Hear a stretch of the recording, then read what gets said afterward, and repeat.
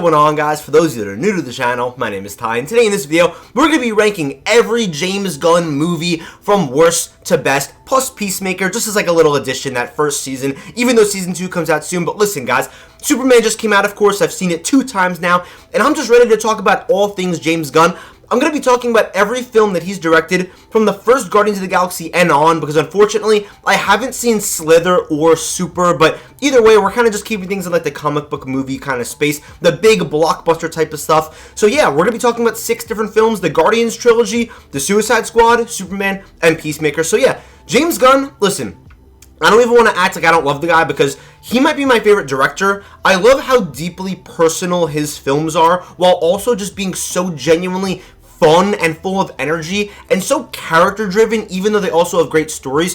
There's something about his filmmaking style that I really do enjoy, and yes, I do love Spielberg and Scorsese, but James Gunn's kind of just my guy, man. I was really excited for Superman. Did it live up to the hype? We'll see where it lands in this ranking. But listen, let's just kick this ranking off. One thing I would like to make clear right off the bat is that I actually do enjoy all 6 of these projects. Like, the worst project on this list is probably like an 8 out of 10, but I still do think that some are better than others. They definitely have their flaws and their positives, of course. But let's just dive into it.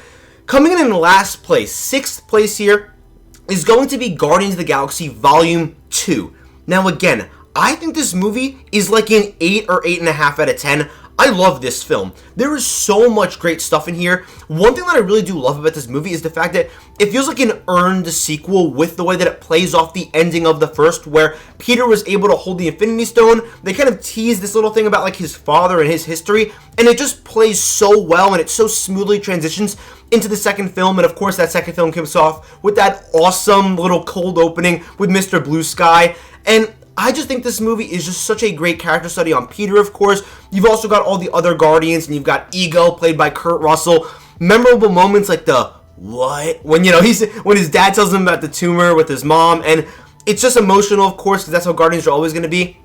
My biggest flaw with this movie is that I really like the first act. I love the third act. I do think that in the second act, things get a little bit messy. I really like the Ravager stuff, and I know some people don't like the Taserface stuff. I find it hysterical, and one of the best elements of this film has to be the relationship between Yondu and Rocket, and realizing how they're pretty much the same person. There's so many little gags, like when Groot brings over like the thumb when they're locked up, and also the insane Yondu fight sequence where the arrow's going all the way around while the music's playing. The music's always great. I almost said almost always Groot, but yeah. And then at the end, you've got The Chain playing by Fleetwood Mac, and you've got the big Pac-Man fight. It's awesome. Again, it's so funny, the part where they're asking if anybody has Scotch tape with Star-Lord. James Gunn just brings it here. It might not be his best film. I think that middle section, again, could be a little bit weak, where they're kind of just standing around on the planet, not really doing too much. And yeah, there's some important conversations going on, I should say. There is, some suspicion arising. Mantis is introduced, one of the better Guardians characters, but overall, maybe it's not perfect, but I still think it's a really, really great comic book film. Coming up in 5th place here is going to be, and quite honestly, I'm kind of making this ranking on the fly, it's going to be Peacemaker Season 1. Peacemaker, honestly, I didn't really know what to expect going into it. I loved the Suicide Squad, which I was like, wait, am I spoiling this list? But no, I'm not, because it's obviously ranked above this, but loved the Suicide Squad. I'd also, by the way, just give this show like probably an 8.5 out of 10, at least the first season. Who knows what's going to go on with the second season, but loved it, right? I wasn't a big DCEU fan, but I was excited to see where this was going to go, especially because Peacemaker died, but then he actually didn't die, and obviously he was a villain, but we kind of watch his anti-hero arc and how he turns into a better person. One thing I've got to say, and I don't want to say this too much throughout this entire video, but this show is so funny. Like, it's genuinely just so hysterical. John Cena just brings it. Vigilante is hysterical, and then you've got Hardcore, you've got Daniel Brooks' character, you've got Economos. The whole gang is great, and you've got Eagly, who's almost like Crypto from Superman in a way, kind of like that pet friend. And there's this grand conspiracy going on with all the butterflies. I think the plot is just so interesting, and again, it was so deeply personal at times. There were so many little emotional moments, and you really grow to care about like these randomish side characters. But over time, you're like, damn, this is a good show with an intriguing plot, and John Cena really brings it here, and he's a great actor. Next up in the 4th spot on this list, honestly, number 3 and 4, I could kind of switch back and forth. 2 and 1 I have pretty much locked up, but 3 and 4 could be interchanged.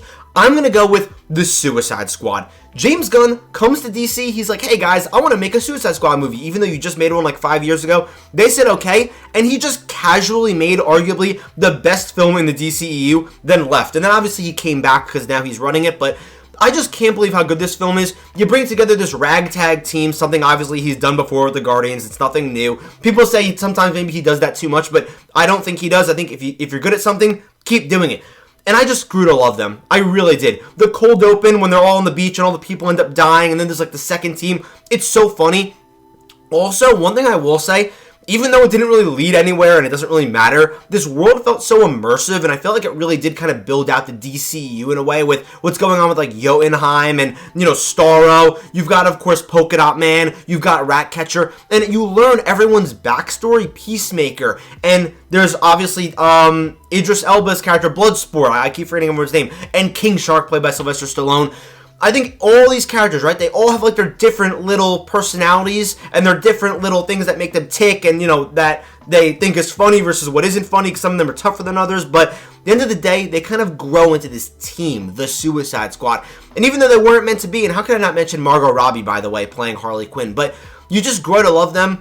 Another film where I don't want to keep saying it, but it's just so funny. This might be James Gunn's funniest project. Kind of, you know, it depends on the day, but also one thing I want to say, the story in this film really just flows. I feel like it just has this really great flow from beginning to end. It's relatively contained. It's not like we're trying to save the whole universe. I mean, technically Starro is a big threat, but I like the whole, you know, invasion of the body snatchers thing at the end, where you've got like a big star jumping on the people's face towards the end on the island. And even from there, kind of the fact that it is this island, almost it's like Cuba or Puerto Rico or something like that. I think it's kind of cool. It's like this little test experiment site. And from there, being rated R, that's something else I have to bring up. James Gunn was able to like be unleashed and just do all the crazy stuff that he wants, because, you know, when you're under the MCU umbrella, you know, you're kind of kept down with that PG-13 rating, but he was able to do whatever he wanted here, and I think that he really got to show it, kind of just like in Peacemaker 2, which is like a rated R show, even though I know that's more for movies. But either way, I just thought this film was awesome. Coming in third place, and again, I switched number 3 and 4 back and forth, but third place is going to be Guardians of the Galaxy Volume 3. I absolutely loved this film. Oh my god, did it wreck me. Nobody might have died in this film, but boy, did it feel like they did. Technically, Rocket does, and then he goes to like the heaven little area, but listen, this film is clearly so deeply a character study on Rocket's character. It's all about Rocket, because James Gunn has said that he feels the most attached to Rocket as a character, and you really feel it throughout the film. Man, the High Evolutionary is such a phenomenal villain. I feel like Adam Warlock, I really love the actor that plays him, even though I know his name. His name is slipping my mind right now, but he's awesome. Will Poulter is his name. I thought he was okay. He was fine. From there, I do kind of wish, and I don't need to sound like insane here, even though I love this team, I do kind of wish someone died in this, just to establish some type of stakes, even if it was someone like lesser on the team, even though I do love all these characters. But either way, not the biggest fan of like the Peter Quill like fake out death kind of thing, where you think he's gonna die but then he doesn't. I almost wish he just died. And again, I love his character, but I'm just saying, I feel that really would have set the stakes in place. But I just love this movie, man. I think it's just so great. It feels like James Gunn's best crafted film. I feel like it really is him at his best when it comes to how it looks, the way it's edited, the acting, all that. It feels so detached from the MCU as well. It feels like they really just gave him full creative freedom, because at that point, I don't blame them. And it felt like the culmination of this powerful emotional trilogy. We're getting backstory on certain characters. We're also seeing this team kind of struggle throughout the film. And the world building is also awesome, where we're going to this like experimental planet. It's just really cool, man. Overall, really, really just enjoyed this film thoroughly. Coming in second place is going to be Superman. I think that Superman is a 5 out of 5 film. I love it. On my first watch, I gave it a 4.5, but now that I've seen it twice, honestly, a lot of my, I guess you could say worries, or a lot of my issues with the film, not that I really had any crazy issues, kind of washed away, and I was more okay with them on second watch. And I just think that Superman is one of the better comic book films that we've gotten this decade. I mean, it might be like second or third best, honestly. I loved it. I just was absolutely in love with it. And I'm not really a Superman guy, but this movie really turned me into one. It's funny, it's emotional, it's powerful with its themes. The DCU feels so built out and so rich, and it's the most comic booky film that I've ever seen. Like, seriously, truly. I know other people have said that, but it really does feel like you're just thrown into this lived-in world, and you're being told this powerful story through also the crazy villain that is Lex Luthor, played by Nicholas Hoult, who's absolutely awesome in this. The side characters, Mr. Terrific, just being hysterical while also having some really awesome moments where, honestly, he's just aura farming. Let's just be serious here. Lois Lane, of course, and her chemistry with David Corenswet, it's ridiculous, and they're just so great together, and it's so great that it feels like James Gunn, whenever he kind of jumps from cast to cast, which he hasn't done too much in his career because he always likes to work with the same people, it feels like they're a family. And I feel like even in this movie, I don't know them personally, but you could really just feel the chemistry from even just behind the camera. And you could feel how much everyone cared about this. The Justice Gang, you've got like the whole border dispute, which I found to be interesting. I think the conspiracy and how crazy this goes with Ultraman and all this stuff with the what's it called? The Fortress of Solitude and Crypto.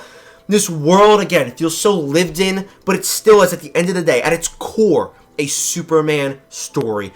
That's why it's coming in second place. But in case you haven't guessed it, potentially my favorite MCU movie, at the end of the day, at number 1, is going to be the first Guardians of the Galaxy movie. I absolutely love the first Guardians of the Galaxy film. The thing is, could Superman maybe one day replace this as the number 1? Maybe. But the difference is I've loved Guardians of the Galaxy for a decade, and I've loved Superman for about 3 days, you know what I mean, since I saw the first film. I love this movie.